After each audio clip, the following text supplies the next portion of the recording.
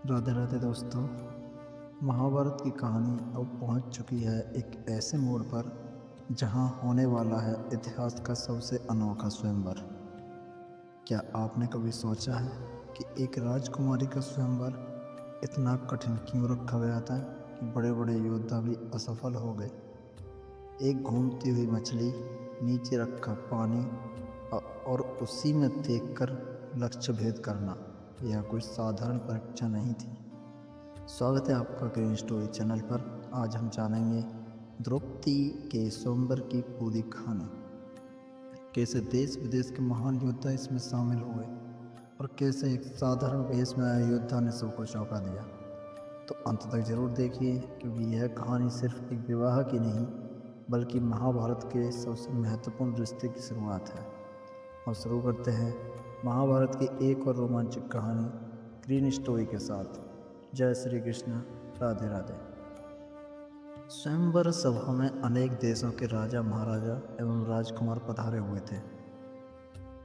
एक ओर श्री कृष्ण अपने बड़े भाई बलराम तथा गणमान्य यदुवंशियों के साथ विराजमान थे। वहां वे ब्राह्मणों की पंक्ति में जाकर बैठ गए।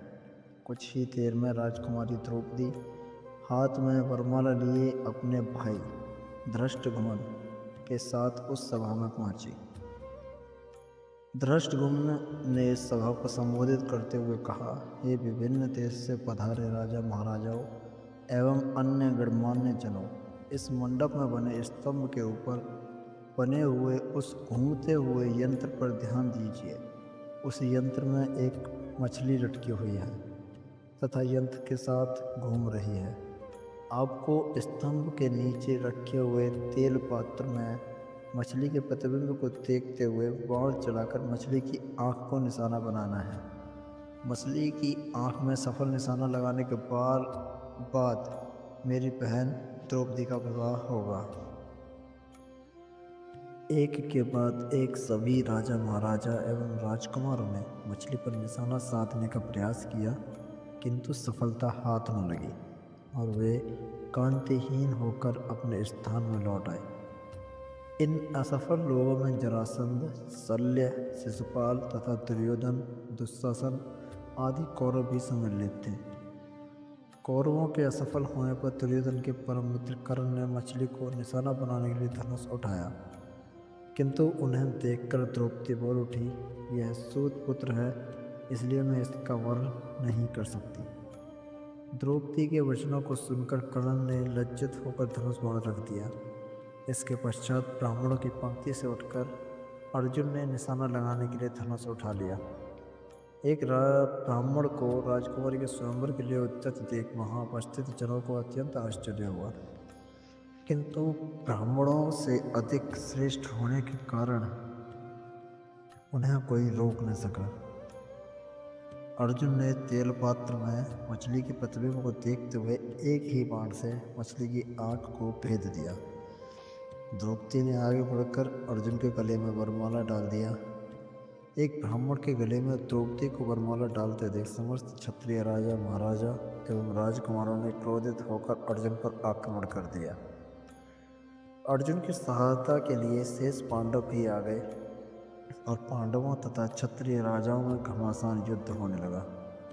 श्री कृष्ण ने अर्जुन को पहले ही पहचान लिया था, इसलिए उन्होंने बीच बचाव करके युद्ध को शांत करा दिया। दुर्योधन ने भी अनुमान लगा लिया कि निशाना लगाने वाला अर्जुन ही रहा होगा और उसका साथ देने वाले शेष पांडव रहे होंगे। वारणावत के लाक्षागृह से पांडवों के बच निकलने पर उसे अत्यंत आश्चर्य होने लगा। पांडव द्रौपदी को साथ लेकर वहां पहुंचे जहां वे अपनी माता कुंती के साथ निवास कर रहे थे। द्वार से ही अर्जुन ने पुकार कर अपनी माता से कहा, माते, आज हम लोग आपके लिए एक अद्भुत भिक्षा लेकर आए हैं।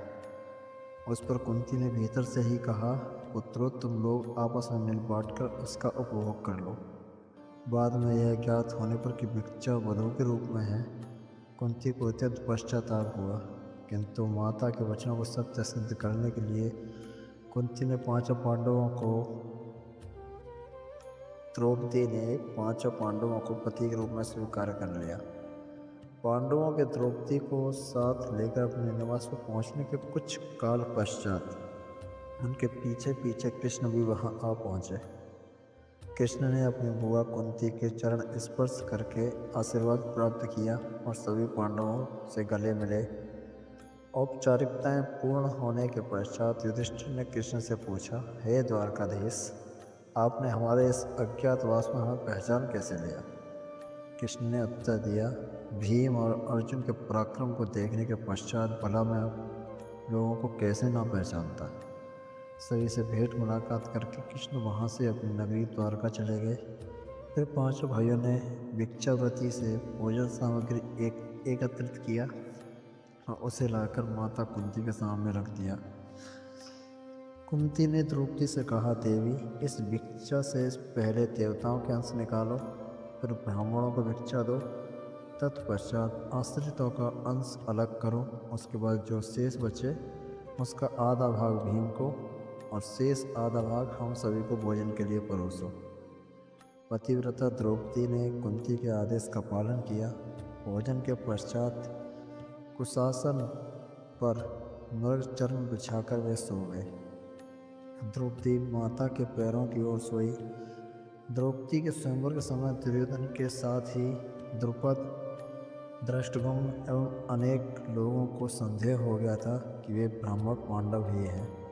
उनकी परीक्षा करने के लिए द्रुपद ने दृष्टद्युम्न को भेजकर उन्हें अपने राजप्रसाद में बुलवा लिया।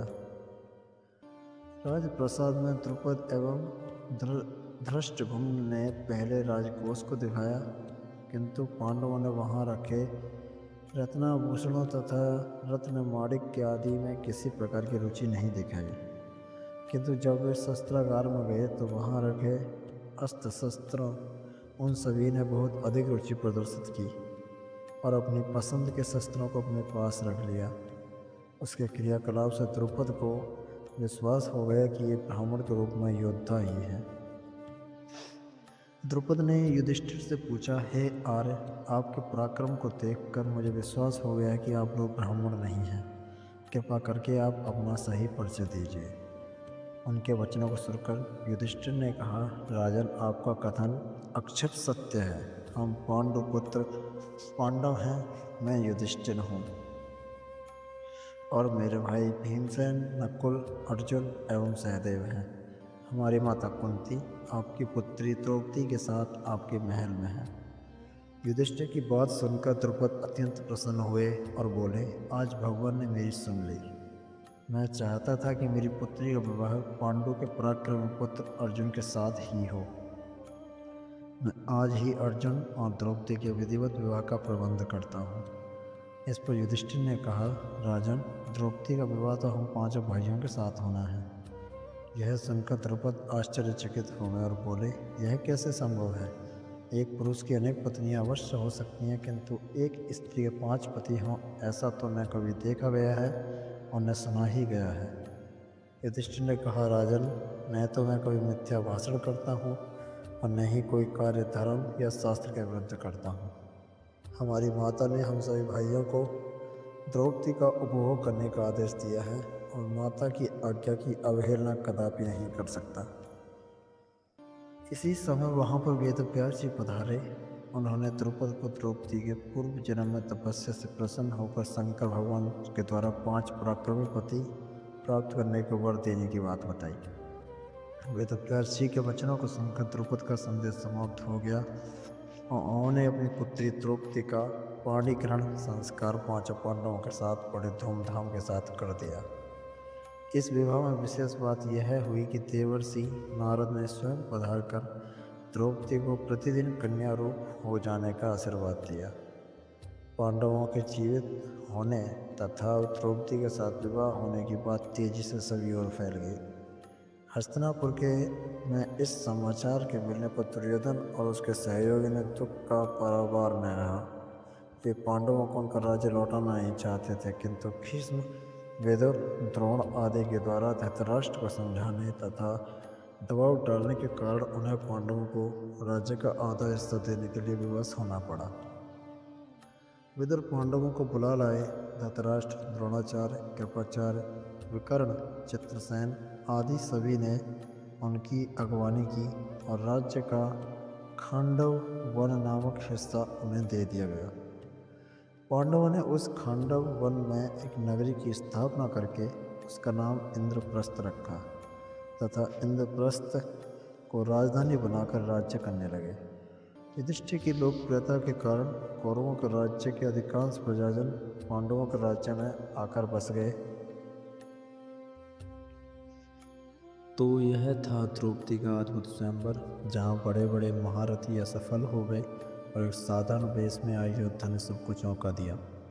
यह सिर्फ एक विवाह नहीं था, बल्कि पांडवों के जीवन में एक नई शुरुआत थी। लेकिन क्या आपने सोचा है कि इस विवाह के बाद पांडवों का जीवन कैसे बदला? अब कहानी एक नए मोड़ पर जाने वाली है। अगले भाग में हम जानेंगे इंद्रप्रस्थ की स्थापना, कैसे पांडवों ने अपना नया राज्य बसाया और कैसे शुरू हुई उनकी असली शक्ति की पहचान। अगर आपको वीडियो पसंद आई हो तो वीडियो को लाइक करें और ग्रीन